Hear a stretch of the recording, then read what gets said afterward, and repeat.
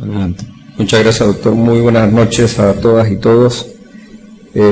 Hablar de mortalidad materna es quizás hablar de uno de los problemas más dramáticos, de las expresiones más dramáticas de la pobreza y de la inequidad.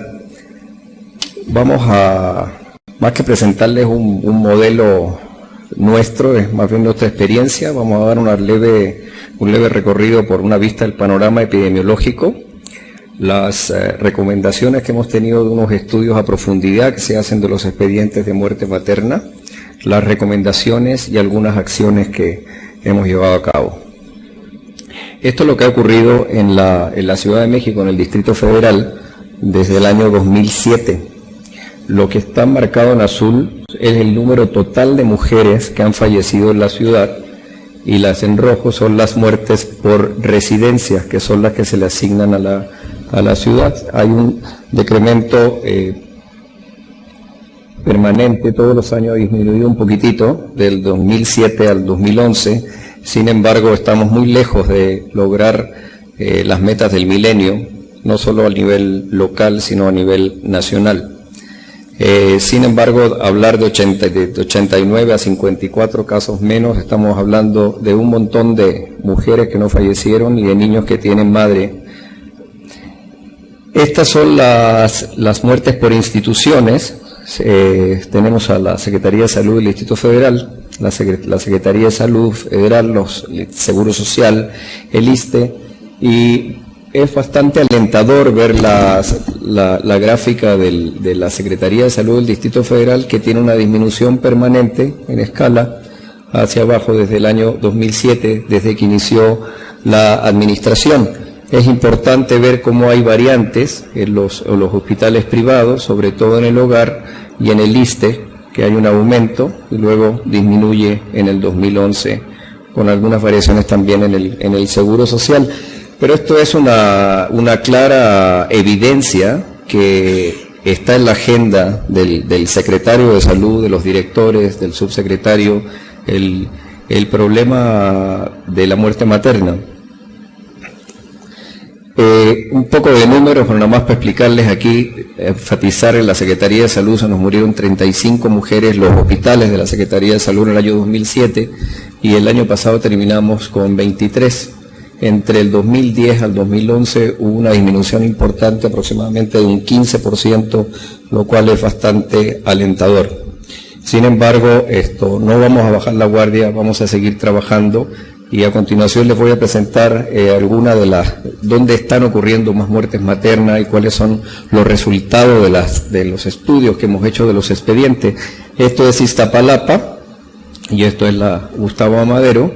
La razón de muerte materna, que se calcula el número de defunciones por 100.000 nacidos vivos, nos da de 42.1, bajó, esta es la disminución que ha ido ocurriendo, y en estas dos delegaciones es donde ocurre el mayor número de defunciones. ¿Cuáles son las causas? La hemorragia y la preeclampsia siguen siendo los dolores de cabeza. Hay una clara disminución por el aborto desde que se despenalizó la interrupción legal del embarazo en abril del 2007, pero se observan un aumento, que es una tendencia que tienen los países desarrollados cuando hay una disminución de las principales causas obstétricas, que son la hemorragia y la preeclampsia, las enfermedades como el lupus, las enfermedades crónicas, enfermedades asociadas que contribuyen de una manera indirecta a la muerte materna, y es algo esperado. Estas son las recomendaciones que se han sacado del estudio de los expedientes de muerte materna de todos los hospitales públicos y privados. Hay un grupo de participantes que estudian ginecólogos, anestesiólogos, pediatras, estudian los expedientes, y bueno, las recomendaciones hay varias, son varias páginas de recomendaciones. Les quiero mencionar solamente las que se repiten más, y es que no hay un censo preciso de cuántas mujeres embarazadas hay por delegación.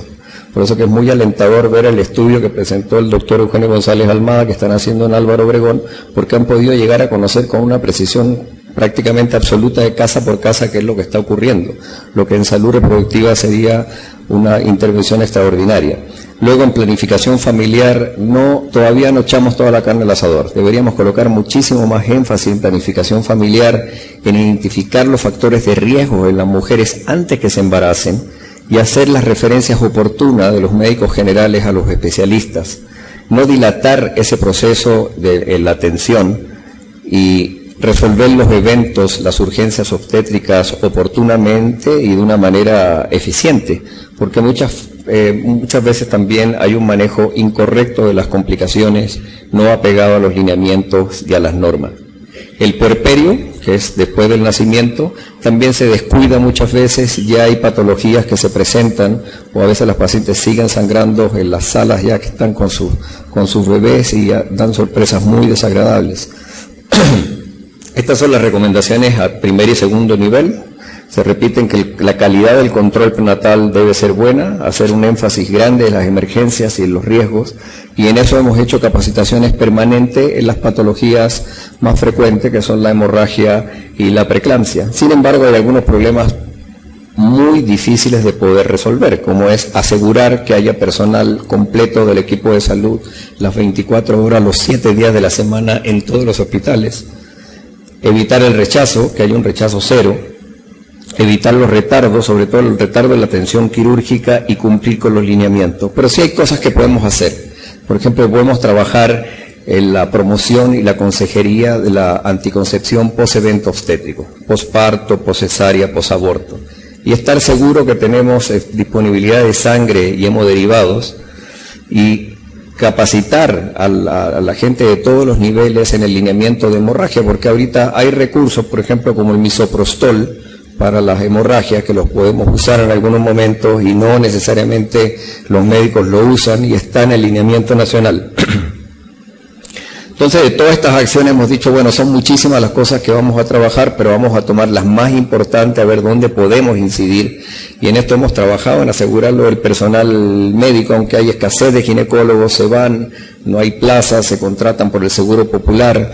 En la anticoncepción post-evento obstétrico hemos buscado una estrategia que está bastante buena.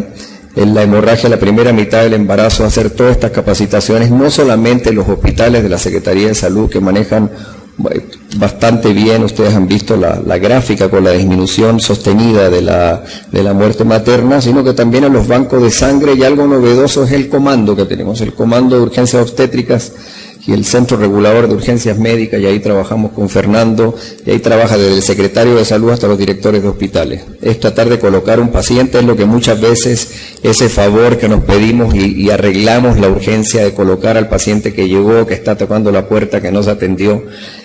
Y bueno, eso es el triunfo de la voluntad, más que nada. En asegurar el personal, el subsecretario de Salud, la Subsecretaría de Salud, la Dirección General de los Servicios Médicos, los administradores, recursos humanos, sobre todo con el Seguro Popular, nos ha permitido poder cumplir con la plantilla de ginecólogos. Todavía nos faltan, pero bueno, tenemos la mayoría de los turnos cubiertos. Y la anticoncepción post-evento obstétrico nos hemos dado cuenta que lo ideal es trabajar en equipo. Muchas veces los médicos tienen muchísimas otras funciones que realizar, o quizás también no tienen el mismo interés en estar hablando con la señora después de un posparto para darle una consejería balanceada, para ver qué método anticonceptivo van a tomar. ¿Por qué? Porque la señora, ustedes se dan cuenta cuando ven los expedientes que la mujer llegó en el 2009 con una preeclampsia leve, luego llegó con una eclampsia y en el 2011 se murió. Y nunca se le ofreció un método anticonceptivo. Son gente joven, son adolescentes.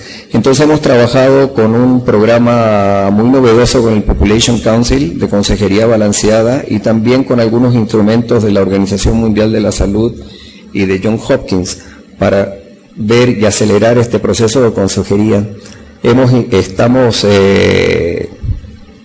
implementando, y con mucho éxito, el papel de las enfermeras en los hospitales, en Iztapalapa, Ticomán, Enrique Cabrera, pero sobre todo en el Hospital Belisario Domínguez, que de un 15% de anticoncepción post-evento obstétrico saltó un 30%, y desde que está en manos de las enfermeras están en el 95% y está debidamente registrado en los sistemas de información, porque muchas veces también no se refleja el trabajo que hace el personal médico, porque o no lo anotaron bien en el expediente, o no lo registraron bien, o no lo capturaron bien, y entonces igual seguimos en creo que somos los penúltimos en anticoncepción post-evento obstétrico de todo el país.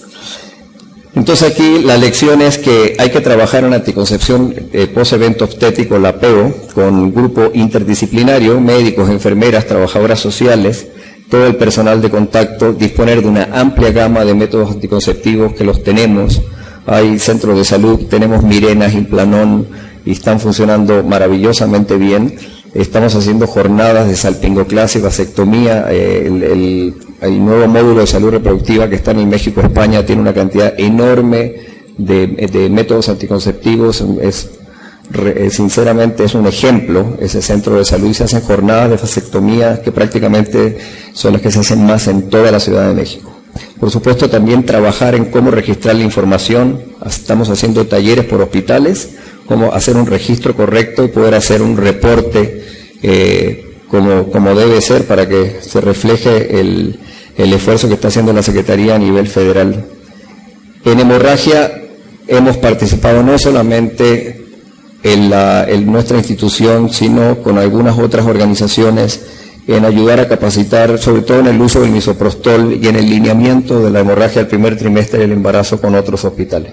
Fuimos a la Sedena, al Hospital Militar, en el Hospital General de México y en algunos hospitales. Entonces hay mucho interés. Es bien importante que los médicos de contacto, de urgencia, puedan conocer el manejo importante de las nuevas tecnologías para poder contribuir a una disminución de la muerte materna en la hemorragia, que son momentos que no hay que perder tiempo, los segundos valen oro. En los bancos de sangre también tenemos las capacitaciones bien interesantes, tenemos varios centros ya de transfusión dentro de la Secretaría de Salud, tenemos indicadores de seguimiento. Y esto también es algo novedoso, ¿no? Lo del comando, que es más bien lo que le decía, es la voluntad de los médicos y los directivos de participar, están los teléfonos de nosotros incluso en internet, y poder conocer dónde mandamos a los pacientes. Lo ideal sí sería tener en una computadora, en un formato electrónico, conocer en tiempo real cuántas camas hay disponibles, y no perder tanto tiempo en esto de estar tratando de localizar a los médicos o saber si hay personal para poder trasladar o no a algún paciente. Otra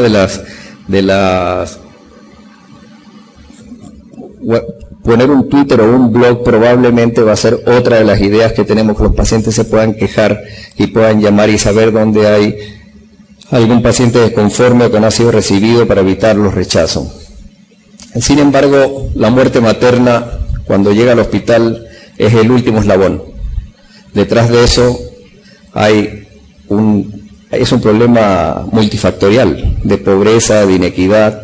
Y entonces para eso hay que tener una estrategia integral, que es lo que la tenemos, ¿no? Seguro popular, participar con enseñanza, hacer investigación, capacitaciones, tener bien los centros de salud, la coordinación de los centros de salud con los hospitales, y promoción a la salud ha sido muy importante. Yo creo que es algo que nos podemos enorgullecer. Ha sido un trabajo de mucho tiempo, es un trabajo de todos los médicos, de las enfermeras, y hemos podido disminuir poquito, deberíamos disminuir mucho más, pero vamos avanzando.